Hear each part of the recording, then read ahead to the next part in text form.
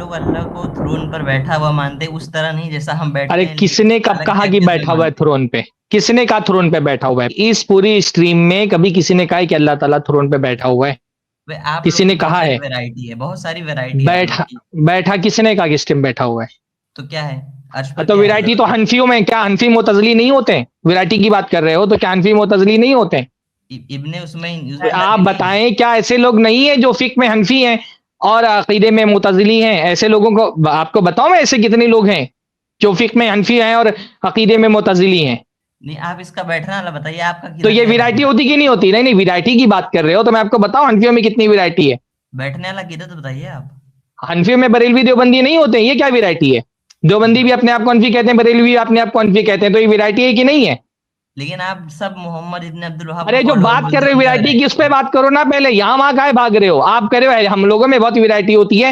हनफियों में तो मुतजली भी मिल जाते हैं, हनफियों में कबर परस्त भी मिल जाते हैं, मज़ारों को पूजने वाले मिल जाते हैं।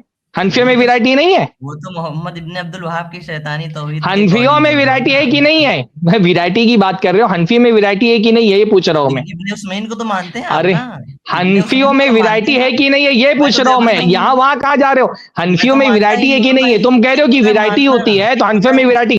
भाई एक तो तुम झूठी बात कर रहे हो, एक तो झूठी बात कर रहे हो, हम पर इल्जाम लगा रहे हो कि मैं हमने तो कभी मानता हूँ। पूरी स्ट्रीम में कभी हमने ये नहीं कहा कि अल्लाह ताला अर्श पे बैठा है।